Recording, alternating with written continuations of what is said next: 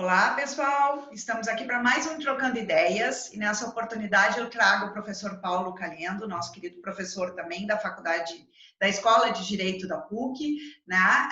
O professor Caliendo que tem uma ampla prática sobre o direito tributário e que vai tratar conosco hoje justamente essas circunstâncias relacionadas à reforma tributária, uma reforma que há muito tempo vem sendo anunciada, que se avizinha, né? E que nesse momento, inclusive, que é um momento completamente diverso e estranho do nosso sistema, se mostra ainda mais importante de ser trabalhada, vista e objetivada. Caliendo, te agradeço a participação e a presença aqui conosco. Esse é um tema extremamente enfim, do momento, né?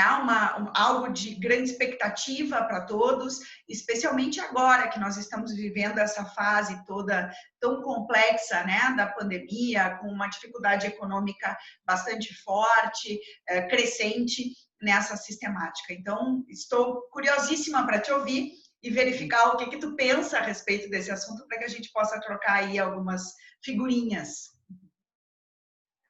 Primeiro, inicialmente, professora Marta Citone, gostaria de agradecer o convite e também parabenizar pela iniciativa, uma iniciativa muito bonita, muito legal, assim, de aproximar profissionais de áreas distintas, professores que trabalham com projetos distintos e verificar pontos de interconexão. Uhum. É muito importante para os alunos também, eles poderem, como você mesmo diz, enxergarem essas conexões e enxergarem que a nossa prática ela não é isolada na atividade profissional. Nós sempre atuamos com outros profissionais e o mesmo problema ele é enxergado, ele é visto de diversos ângulos antes que nós possamos atuar. Então, isso foi muito legal assim para que os alunos possam ver que o conhecimento não é entregue em caixinhas, mas ele é conectado. A questão da reforma tributária, essa questão já é objeto de estudo há muito tempo por nós. Eu tenho até um artigo que está há um tempo no YouTube lá, não, desculpa, não é no YouTube, é no Jota, sobre a questão da reforma tributária e de um imposto único para o Brasil. Eu até vou colocar aqui no chat, que é um artigo que eu escrevi há muito tempo atrás. Eu vou copiar aqui, Marta. Se E tu vou puder, colocar no bate-papo. de repente, depois me disponibilizar, eu faço a inclusão também junto com o vídeo para os alunos, tá? Que eu acho que pode ser positivo. Perfeito. Que legal. Não, assim, é uma honra para mim também. O que acontece? O que eu analisei? Eu analisei que o Brasil ele tem, digamos assim, uma cronologia fiscal e alguns momentos históricos. E a partir daí eu tento analisar qual é o momento histórico que nós estamos vivendo e qual a resposta fiscal que nós temos nesse momento. Então, o primeiro período analisado nesse artigo, que é um artigo bem breve, mas ele traz de forma bem resumida, é o período Brasil Império. O período do Brasil Império, que vai até o início da República, o Brasil tem um estado muito pequeno, ele tem praticamente poucas receitas tributárias, até porque ele tem uma economia muito incipiente. Então ele tem uma economia incipiente, ele tem um estado pequeno e ele tem uma estrutura jurídica, uma estrutura legal, um estado também pequeno do ponto de vista normativo. Para sustentar esse estado, nós temos então somente dois tributos, que são os tributos que envolvem o ingresso de mercadorias do exterior e a saída de mercadorias do país. Então, impostos sobre a importação e sobre exportação. Nesse momento, o objetivo da tributação era sustentar um pequeno estado, um pequeno aparato administrativo que era o aparato do Império Brasileiro. Com o surgimento da República, nós começamos ainda a termos uma estrutura econômica muito incipiente, mas há um grave problema fiscal. A República explode do ponto de vista fiscal com gastos desenfreados. O que era um estado pequeno se torna um estado um pouco inchado. Há uma profusão de normas, de regras, mas sem uma estrutura econômica ainda suficiente para, por meio dos impostos, sustentar esse novo modelo. Aos poucos nós vamos vendo o surgimento de alguns tributos. Por exemplo, em 1922 surge o Imposto sobre a Renda, um imposto muito complexo. O Brasil é um dos primeiros países do mundo a estabelecer a tributação da renda. Depois, na década de 30 e 40, principalmente, nós vemos o surgimento de tributo sobre consumo. Então, o Brasil é pioneiro nessas discussões tributárias, até porque ele tem esse problema estrutural, ou seja, uma economia pequena, um Estado que se incha, uma profusão de normas, há um desequilíbrio que é demonstrado pela própria história do início da República, né? Da República Velha, que nós chamamos, que tem diversos presidentes, o próprio Rui Barbosa foi ministro da Fazenda na época. Então, nós vemos aos poucos o surgimento desse modelo, a República vive em constante insatisfação, mas há o surgimento de algumas ideias novas, como o imposto sobre a renda e tributo sobre o consumo. Depois nós temos o Estado Novo. O Estado Novo representa um rompimento com o período passado, uma necessidade de criar uma base econômica sólida no país e, inclusive, um mercado de consumo no país. Então, a partir do Estado Novo, nós temos um crescimento do Estado, um crescimento das participações econômicas, nós vemos o surgimento das contribuições, né, que passam a surgir de diversas formas, e com o fim do Estado Novo, nós vemos o surgimento de uma nova era republicana, pós-Estado Novo, também muito conturbado, mas que já começa a haver uma transformação, ou seja, nós não dependemos mais de receitas de tributos sobre o comércio exterior, mas agora tributos sobre o consumo. Os tributos sobre o consumo passam a ter uma relevância econômica cada vez maior. E o Brasil passa uns 20 anos debatendo a tributação sobre o consumo, até que surge a emenda constitucional 18 de 1965, e essa emenda constitucional 18 ela estabelece o ICM, a criação do ICM, que é o principal imposto individual no Brasil. Mas todo esse período que leva até o rompimento da democracia é um período conturbado de desequilíbrio ainda das contas públicas. A ausência de tributos que sejam organizados, porque cada local, cada governante tinha suas regras, cada ente federativo, e a necessidade de algumas alterações. Uma delas é do ponto normativo, de estabelecer uma estrutura normativa coerente.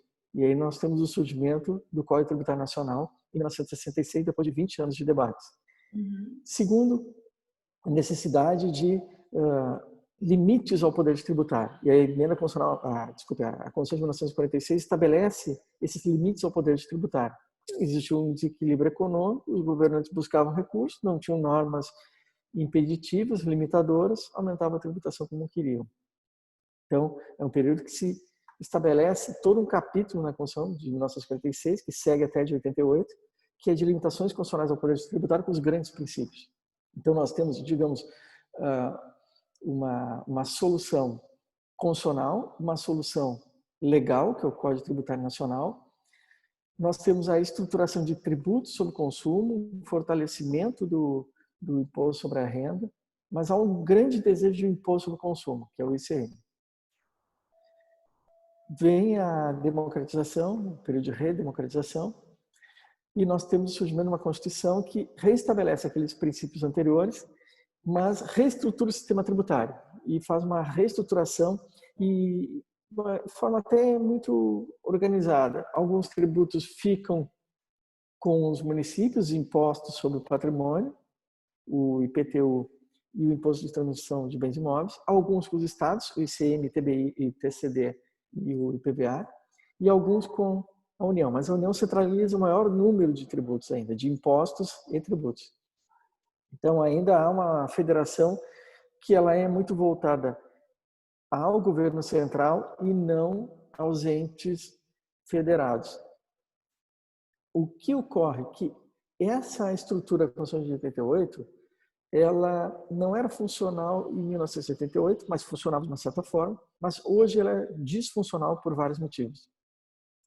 O primeiro dos motivos é que ela rompe um pouco com o princípio do federalismo, que é a base do nosso Estado. Ou seja, a ideia de que a ideia de que nós temos que ter entes federados que são entes, como eu posso dizer, financiados com autonomia.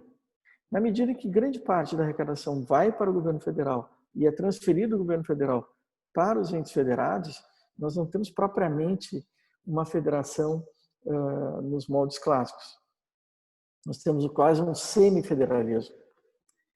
E esse é um problema sério, porque a União nem sempre repassa o que tem que repassar. Eu vejo as contas das finanças públicas, praticamente não tem uma conta pública que não tenha um grave problema de transferência. Todas elas têm grandes problemas. A segunda questão desculpa, que Calhendo, se mas de uma verifica certa forma... é que esses tributos, em sua multiplicidade, atrapalham as decisões econômicas. Tá, desculpa te atrapalhar. De uma certa forma, essa questão também da ausência do repasse, ela estaria associada a essa quebra econômica que nós verificamos hoje também no tocante aos estados. Nós temos hoje nós sabemos, né, que mesmo antes da sistemática da pandemia, muitos estados estão absolutamente quebrados dentro do Brasil. E o Rio Grande do Sul é um deles, né, um exemplo clássico nessa estruturação. Isso tem uma correlação direta também com essa ausência efetiva do repasse? Eu acho que tem uma atuação efetiva. E pode me interromper à vontade, senão eu fico falando também. Foi bom.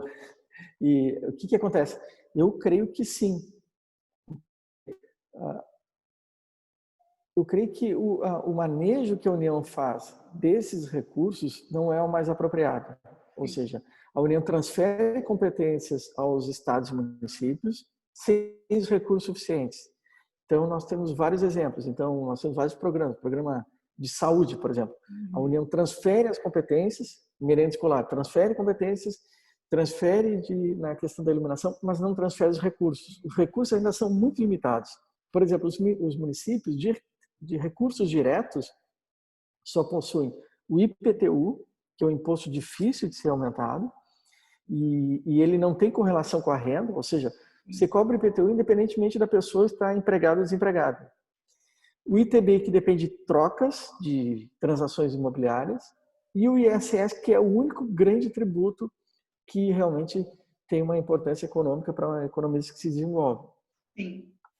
Então, os municípios e os estados ficam muito dependentes da União. Eu concordo com essa sua tese. Perfeito.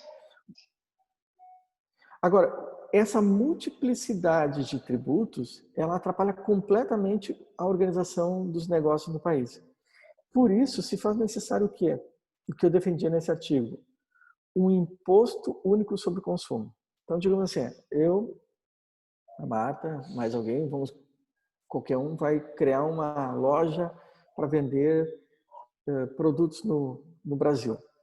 Nós temos que saber qual é a alíquota interestadual para essa venda, se for nacional, qual é o imposto no local, se tem incentivos fiscais, se não tem incentivos fiscais, onde é que eu vou localizar minha empresa. Se tivermos um serviço de assistência técnica, esse serviço vai pagar ISS. Se for indústria, vai pagar IPI. Então, nós já estamos pagando 3 impostos só no início, o ISS, IPI e o ICMS. E esses impostos aqui, eles têm locais para pagamentos, datas e regras diferentes. E nós temos mais o PIS/COFINS. Então, nós temos um sistema sobre tributação no consumo que a gente chama um sistema partilhado. São 4 tributos sobre o consumo. Agora, se nós formos abrir uma empresa na Europa, no Uruguai, no Japão, em vários outros países, você tem um imposto sobre o consumo, que é o IVA. Enquanto no Brasil o empresário vem aqui, e o próprio empresário brasileiro que abre empresa, ele tem que saber quais os tributos. Nesses outros países ele tem um imposto, uma alíquota, um local de pagamento, uma data de pagamento, tão somente. Sim. Isso gera uma clareza para os negócios, que a Marta conhece um pouco a denominação, a nomenclatura que nós usamos na análise econômica. Isso gera um custo para o empresário, um custo de informação, um custo para realizar as transações, que é muito pesado, ou seja, nós desperdiçamos muito da nossa riqueza. Da mesma forma que nós desperdiçamos muita água, desperdiçamos muitos grãos no transporte rodoviário, nós desperdiçamos recursos com essa estrutura econômica. Ela tem como se fosse um caminhão cheio de furos. Ela tem vários furos que são as lacunas fiscais, lacunas legais, e o caminhão ele precisa realizar mais viagens, ou seja, precisa de mais gasolina, e ele precisa retirar mais da gente para realizar a mesma atividade. Então, ele retira mais do pagador de impostos, de tributos, e entrega menos. Né? Então, ele tem que fazer mais retiradas lá do produtor. Então, o que eu defendia? Primeiro, uma simplificação do sistema, um imposto único. Isso aumenta o tempo. Que imposto é esse? Um IVA. Por que um IVA? Porque ele é um imposto sobre o valor agregado. Aumentou riqueza por meio de agregação de valor na atividade econômica, tributa sobre o que foi gerado. É diferente do IPTU, que eu pago, mesmo que eu esteja desempregado. Uhum. Aqui eu só pago sobre o que eu gerei de crescimento. Então eu tenho um sócio oculto, que é o Estado, mas um sócio que só vai me cobrar se eu tiver retorno. Então é um parceiro quase do negócio. Ele vai me estimular a crescer para que ele também receba e para que ele possa distribuir para quem não teve as chances desse sistema, né? Sim. Então essa é uma ideia. Então a primeira ideia-chave que eu defenderia, Marco, é a questão do IVA, um imposto único para o consumo. Né? E eu acho que esse é o nosso momento histórico. Sim. Inclusive, eu tenho trabalhado algumas questões relacionadas a essa estrutura tributária versus previdenciária por conta da circunstância do nosso sistema, né? Da Seguridade Social na estrutura brasileira como um todo. E um dos grandes debates é justamente essa, para efeitos do nosso sistema previdenciário, essa tributação atual que nós temos sobre mão de obra, né? Sobre trabalho propriamente dito, e não lucratividade empresarial ou outros sistemas em si. E o que tem se percebido, Calhendo, eu não sei se tu concordas, mas enfim, é que esse sistema ele já não serve mais para a própria geração de riquezas existentes por intermédio das empresas. É cada vez menor o uso de mão de obra, né, ou de folha de pagamento, e cada vez maior uma perspectiva de majoração lucrativa por intermédio da inteligência artificial, pela estruturação de empresas em nível de startups que hoje ganham mercados, a própria internacionalização, né, dessas estruturas empresariais como um todo. Então, eu concordo muito com o que tu falas, no sentido de dizer que nós desperdiçamos muitos recursos, né, no tocante ao momento da tributação e a chegada desse valor, né, ou a distribuição desse valor no final. E talvez o que nos falte seja justamente um olhar mais moderno, né? Ou um olhar mais apropriado para o nosso momento, para a nossa posição no tocante à organização mundial e às estruturas em si. Como tu enxerga isso, até nesse conceito, né? Levando em consideração as contribuições sociais, de um modo geral aqui, e a possibilidade de alteração também delas no sistema tributário. São perguntas bem difíceis, mas bem importantes, e eu gostei bastante delas. O que eu vejo assim, eu já tenho alguns anos de debate sobre a questão tributária e a reforma tributária. E o que eu vejo? Que todos os países do mundo estão procurando uma saída e não são saídas fáceis. Né? E que todos os cálculos estão mudando muito rapidamente porque nós temos uma questão relativa à longevidade, por um lado, que os cálculos não tinham previsão anteriormente, com os avanços, etc., da saúde. Uma mudança econômica da atividade econômica, porque, por exemplo, a grande empregadora na década de 70, 80 eram as montadoras. Depois foram os bancos. Hoje nós não sabemos quem são. Então, é uma mudança estrutural do emprego e do trabalho. E essa mudança no futuro vai ser mais radical ainda. Eu não sei se vai existir empregos tais como nós víamos na década de 80, 70. A própria estrutura de ensino, né? Antigamente você tinha um diploma de bacharel e ele servia para o resto da vida. Hoje você tem de pós-doutorado e, de repente, não serve. Então, há uma estrutura muito forte da sociedade. Outras são as demandas que os indivíduos têm. A previdência, assistência, saúde na década de 80 e 70 tinham algumas preocupações. A saúde hoje nos anos 20 do século 21, né, nesse início do século 21, ela já tem outras preocupações. No futuro nós teremos outras. Então, realmente nós vamos precisar de muitos recursos. O sistema no Brasil, eu creio que ele é muito, apesar de muito criticado, ele é bem estruturado de um modo geral. Nós temos o SUS está demonstrando, inclusive, a importância dele nesse período. Nós possuímos um regime de aposentadorias rurais que é uma grande vitória, né, por vários motivos. Nós temos uma série de programas sociais importantes. Eu acho que o Brasil, em 20 anos, 30 anos, estabeleceu um certo nível de proteção muito importante, mas é um sistema muito caro. Esse é um sistema muito caro e tem que ser muito bem organizado. O que eu creio? Eu creio que nós vamos ter um desafio muito grande para o futuro, que é, como bem você disse, que é o tema da inteligência artificial, da robótica, das novas formas econômicas. É difícil pensar um setor que não seja atingido, todos eles, inclusive a educação que nós estamos vivendo, né? Então, eu não sei ainda se os modelos de financiamento da Previdência anteriores funcionarão, porque o modelo anterior era sobre a folha. Sim. Este modelo sobre a folha de pagamento, ele está em xeque, porque nós não temos essa ideia. A tributação sobre a receita bruta talvez seja um caminho. Então, nós temos contribuição previdenciária sobre a receita bruta. É uma possibilidade. A CPMF demonstra um outro viés, ou seja, a substituição da tributação sobre a folha pela tributação sobre transações financeiras. O grande problema da CPMF é que ela não funcionou naquele período. Ela era uma contribuição, um tributo, que era para verificar o cumprimento de obrigações tributárias. Ela era fiscalizatória e se transformou, pela sua facilidade, simplificação, etc., uma contribuição arrecadatória. Nós tivemos quase 20 anos de CPMF. E quando ela saiu do sistema, realmente ela criou uma lacuna que teve que ser suportada por outros tributos que foram criados. Mas hoje, tanto o governo no Brasil quanto fora do Brasil faz uma pergunta que é a seguinte, Marta: será que nós vamos ter as mesmas atividades econômicas que nós tínhamos antes? E a resposta é que talvez não. A resposta de um IVA para o Brasil era uma resposta atual há uns 10 anos atrás.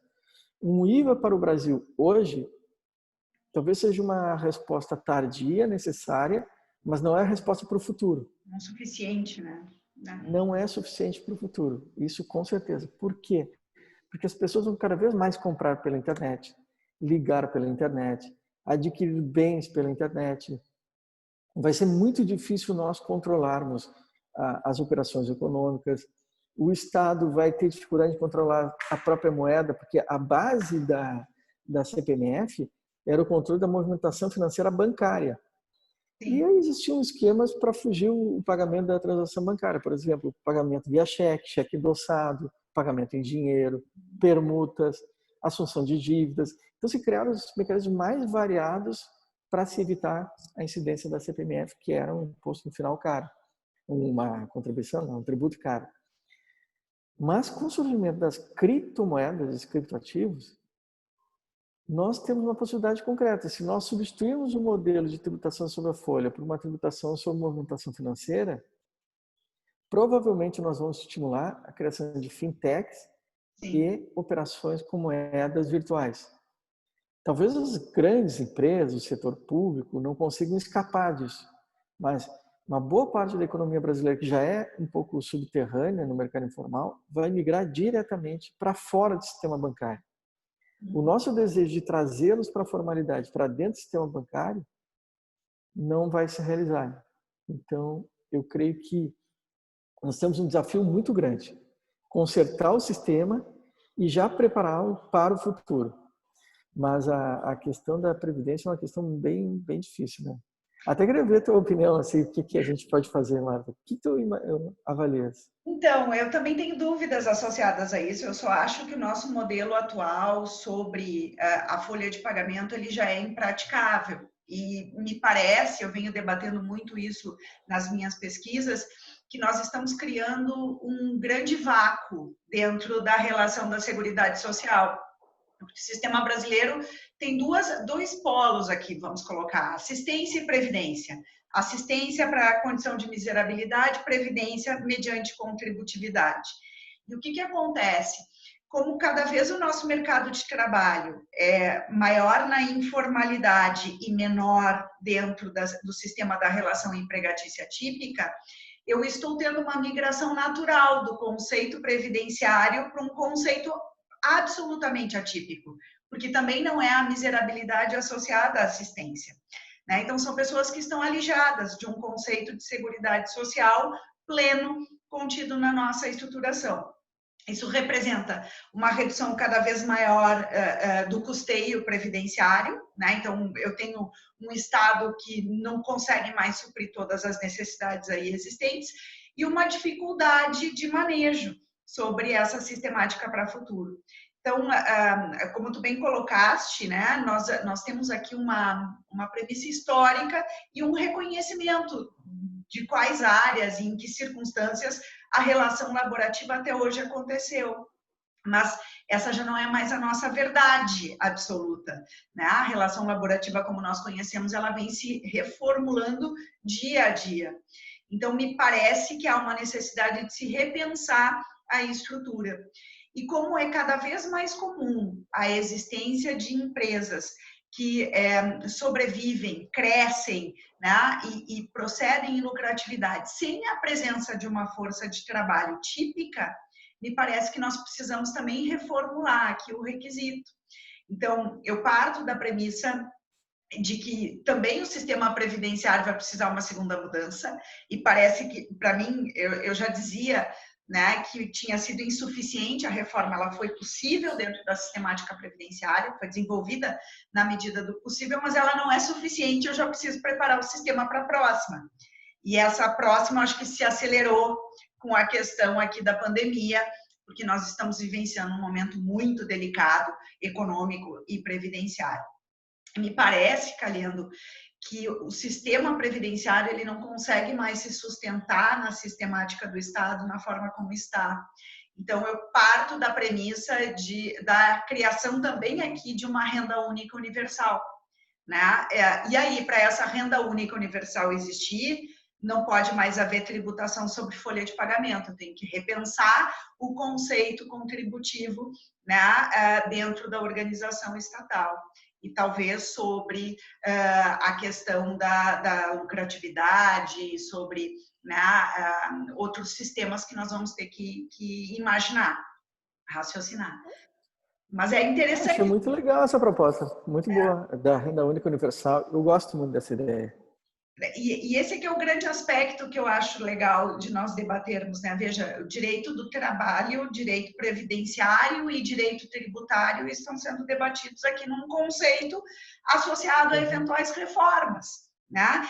Não existe relações estanques na estrutura do direito. Nós precisamos sempre pincelar conceitos das outras áreas e trabalhar estruturas de outras áreas para que exista uma resposta positiva, né, à estrutura legal de um modo geral.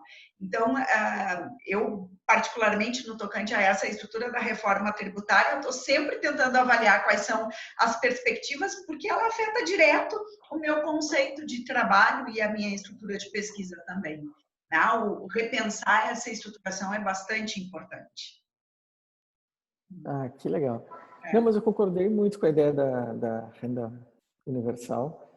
Eu creio que nós temos que, cada vez mais, aí, atuar com frentes distintas. Por exemplo, a frente da formação e incentivo à poupança individual. Cada vez mais nós vemos que a aposentadoria ela se torna mais distante ou insuficiente. Né? Ela é quase uma renda universal ou complementar. Então, nós temos que ter incentivos à poupança de longo prazo. E tem muitas pessoas que não entendem, porque nós trabalhamos com um setor complicado aqui, que é o setor financeiro. O setor financeiro é sempre mal visto, mas cada vez mais nós vamos migrar do acúmulo de patrimônio para um período posterior de dificuldades ou de necessidade, que é o setor mais normal da economia, que é, por exemplo, a aquisição de imóveis e assim por diante, para o setor financeiro. Exato. Então, deveria ter uma regra cada vez mais incentivada. O acúmulo no mercado financeiro de longo prazo deve ter uma tributação menor do que a atividade especulativa, para estimular a formação de poupança. Eu acho que um dos grandes problemas do Brasil, do brasileiro, é que ele tem pouco acúmulo patrimonial durante sua vida. Primeiro porque ele é retirado por meio de tributos, por meio de inflação, por meio de todos os custos possíveis, né? Mas também porque não é um estímulo a esse setor. Nós temos que criar uma cultura e cada vez eu vejo que isso é mais relevante. Principalmente nesse novo modelo que é de uma rentabilidade baixa do mercado de renda fixa. Exato. Tá? Então as pessoas estão muito perdidas, não sabem o que farão, né? Irão para o mercado financeiro, irão para o mercado de renda variável, para a bolsa. Muitos que foram levaram um susto gigantesco, né? Nós tivemos quase 1 milhão de pessoas que chegaram como pessoa física à Bolsa de Valores, que é a nossa classe média, ou um extrato da classe média, e em seguida essa classe média perdeu 50% do valor em menos de um mês, né? Então, esse é um problema. O outro campo é realmente como você mencionou, que é aquele dos assalariados, né? O assalariado, ele tinha uma perspectiva, ele tem um medo agora de perder o seu emprego, o futuro da sua atividade. Nesse campo eu concordo, nós não podemos mais tributar a folha de pagamentos, porque tributar a folha de pagamentos significa incentivar o desemprego. Exato. Nós temos que tributar outra atividade, outro fato econômico, não mais a folha de pagamento. A folha de pagamento deve ser desonerada na medida do possível. Quanto mais for desonerada, melhor. Uma das possibilidades é a tributação do lucro. Não só do faturamento, mas do lucro. Vamos tributar o lucro.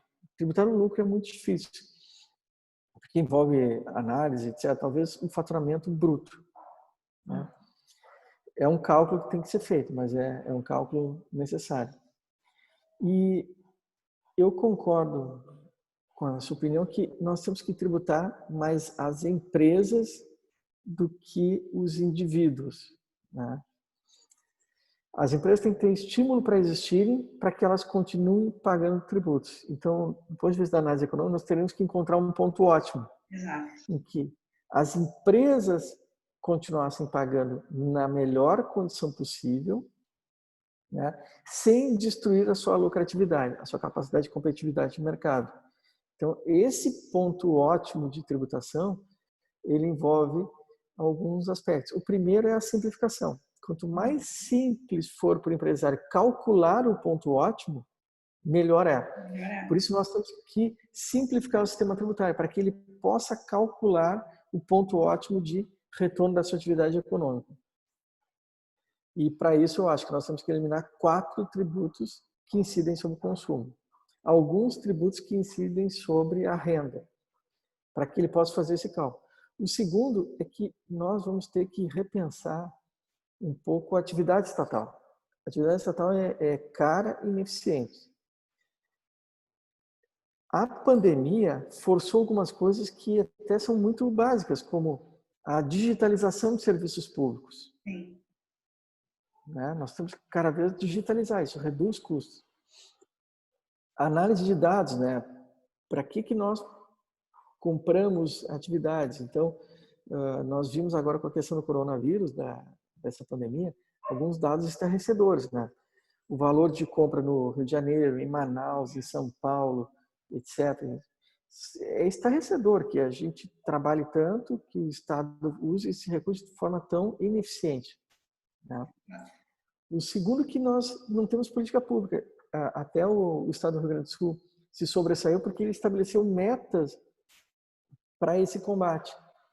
Então, nós temos um corpo técnico no Rio Grande do Sul muito interessante que conseguiu analisar. Mas em nenhum outro lugar do Brasil nós temos planejamento de políticas públicas. Isso tudo faz com que os recursos acabem saindo. Então, eu creio que também não adianta resolver do lado da arrecadação se nós não atuarmos do lado do gasto. Porque nunca a arrecadação vai ser suficiente para cobrir gastos desenfreados, Sem se dúvida. nós não tivermos planejamento. Na verdade, nós precisamos aqui de uma mudança de postura, né? E essa mudança de postura, ela perpassa por todos os setores que participam da organização brasileira, seja o Estado, seja o empresariado, a população como um todo, né? Nós precisamos reformular a nossa maneira de ser.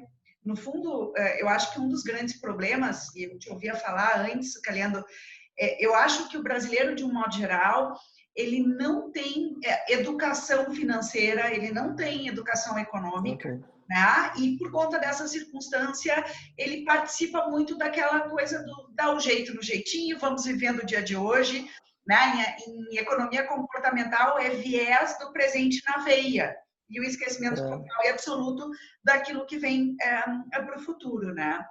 Então, esse nosso momento, ele perpassa por, quem sabe, conseguirmos fazer essa autoanálise, né, da nossa condição, tentando transformar aos poucos aquilo que vem nos prejudicando. Em especial, porque o que eu costumo dizer é que o Brasil não é uma ilha isolada, né? Ele vive, sobrevive e se coloca numa condição em nível mundial na medida das medidas adotadas aqui internamente, né? Então, eu acho que, de uma certa maneira, a pandemia trouxe à tona muitas coisas que precisavam ser revistas e antecipou determinadas medidas que vinham sendo, de alguma maneira, pensadas ou que precisavam ser tomadas e que, de uma hora para outra, enfim, não teve saída, tivemos que proceder nessa adoção, né? Como, por exemplo, um uso muito maior dos meios eletrônicos, da inteligência artificial, da digitalização documental por intermédio do Estado, né? Então, existiu aqui uma agilidade que não era desejada, mas que era necessária nesse desenvolvimento. Espero que a gente consiga extrair disso alguma coisa positiva, né? O momento está sendo doloroso, difícil para todos, mas quem sabe a gente consiga, desse momento, com um pouco de paciência, serenidade, extrair circunstâncias positivas para que a gente dê um salto, né? Um salto econômico, um salto positivo, um salto enquanto organização política, né, mundial e todas as outras circunstâncias que a gente deseja para o Brasil. Não, e dizer até que para os teus alunos, né, que eles são os guerreiros, né, como todos nós, porque nós passamos agora, nos últimos 10 anos, por situações muito inusitadas do ponto de vista institucional. Sim. Nós tivemos uma crise que foi a maior crise desde 1930, que nós passamos lá em 2014, 15, 16, etc. Depois nós tivemos a maior crise, superando, eu acho, na minha opinião, a crise de 29, ou seja, uma crise inexplicável. Nós vamos ter histórias para contar durante muitos anos. A Bolsa teve, num dia lá, diversos, e numa semana, quase 10 circuit breakers, ou seja, parou de funcionar, a economia parou de funcionar. E realmente, quem se mantém estudando aí, teus alunos, nós aí que estamos na frente de batalha, nós estamos aí com uma responsabilidade muito grande. E eles estão de parabéns também, porque manter-se atualizado, estudando nesse período não é fácil, é complicado. É verdade. Então, eu sou muito otimista, né? Eu creio que essa situação toda vai nos permitir dar alguns passos à frente. Apesar de ser um período bastante doloroso, o Brasil está começando a repensar uma série de aspectos, né? Com toda dificuldade, né? Mas eu gostei muito desse debate, Marta. Eu acho que nós temos que fazer mais vezes. Talvez chamar a Denise Fincato, fazermos um painel. Acho que foi bem legal. Não, eu te agradeço demais a participação também, Calhendo. Eu acho que esses debates devem acontecer mais vezes, de fato. São formas de nós mostrarmos, e eu costumo dizer isso com os nossos alunos aqui, aquilo que são as nossas conversas de bastidores, né? Ou seja, quando a gente está na sala dos professores, no café, enfim, aquilo que nós trocamos de ideia para além da sala de aula e que enriquece, né, o aprendizado de todos. É uma maneira deles perceberem aqui as infinitas possibilidades, os infinitos vieses existentes sobre os temas abordados em sala de aula. E mais do que isso, criar juízos de criticidade, porque se existe alguém que vai ter a chance de modificar, né, o sistema brasileiro e todas as estruturas, são eles. Né? Eles estão a linha de frente, o momento atual e o desenvolvimento das estruturas. Então, o que nós podemos fazer é ofertar ferramentas, né? E estabelecer o debate. E, a partir disso, esperar que eles utilizem os conhecimentos em prol, né, do nosso sistema, da estrutura brasileira e de um reconhecimento do nosso país com a grandeza que ele merece ter. Que bom. Então tá, Marta. Muito obrigada, Calhendo. Te agradeço a participação e faremos mais vezes, com certeza. Estamos à disposição aqui no Trocando Ideias, justamente para que nós possamos debater temas e trazer novidades para todos os alunos aí. Obrigado. Um grande abraço, Marta. Outra.